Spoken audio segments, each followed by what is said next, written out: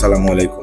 আজ আমরা চলে এসেছি বিলিয়ন ট্যাপস নিয়ে। বিলিয়ন ট্যাপসে কিভাবে টাকা রিচার্জ করতে হয় সেটা দেখবো। প্রথমে বিলিয়ন ট্যাপসে চলে গেলাম এবং এখান থেকে সেটিং অপশনে যাব। সেটিং অপশনে গিয়ে মাই ব্যালেন্সে দেখবো আমাদের ব্যালেন্স আছে 1 টাকা 99 পয়সা। আমরা অ্যাড ব্যালেন্সে চাপ দিব। অ্যাড ব্যালেন্সে গিয়ে টাকার অ্যামাউন্টটি লিখবো এবং রিচার্জ কত টাকা করব অ্যামাউন্ট টাইপ করে রিচার্জ বাটনে ক্লিক করব। এখানে বিকাশ পেমেন্ট অপশনটি ক্লিক করব।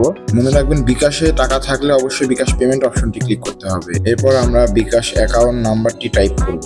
এই অ্যাপসটি দিয়ে অফলাইন অনলাইন দুটিতেই কল করা যায়। অ্যাকাউন্ট নাম্বারটি তুলে কনফার্মে চাপ দিব এবং কনফার্ম করার পরে 6 ডিজিটের একটি কোড আসবে। আমরা কোডটি ভেরিফিকেশন করে নিব। কোডটি টাইপ করে কনফার্ম বাটনে ক্লিক করব। এরপর আমরা আমাদের বিকাশ পিন নাম্বারটি টাইপ করব এবং কনফার্ম বাটনে ক্লিক করব। বিকাশ পিন দেওয়ার পরে কিছুক্ষণ অপেক্ষা করতে হবে। এখানে দেখতে পাচ্ছেন আমরা বিকাশ থেকে পেমেন্ট অপশনে গিয়ে 20 টাকা রিচার্জের জন্য অ্যাপ্লাই করেছি। 20 টাকা পেমেন্টের যে মেসেজ সেটি বিকাশ আমাদের দিয়ে দিয়েছে। আমাদের 20 টাকা রিচার্জ বিলিয়ন ট্যাপসে হয়ে গেছে। এখানে ট্রানজ্যাকশন হ্যাজ কমপ্লিট সাকসেসফুল। এখানে কারেন্ট ব্যালেন্স 21 টাকা 99 পয়সা দেখাচ্ছে। আমরা আবার চেক করব, একটু ব্যাক বাটনে যাব। 1 টাকা 99 পয়সা দেখাচ্ছে। আমরা আবার রিফ্রেশ করব। রিফ্রেশ করলে আমাদের বিলিয়ন ট্যাপসে মেসেজ এসেছে। আমরা এবার ব্যালেন্স চেক করব। ব্যালেন্সে দেখাচ্ছে 21 টাকা 99 পয়সা। এভাবে খুব সহজে বিলিয়ন অ্যাপে টাকা রিচার্জ করা যায়।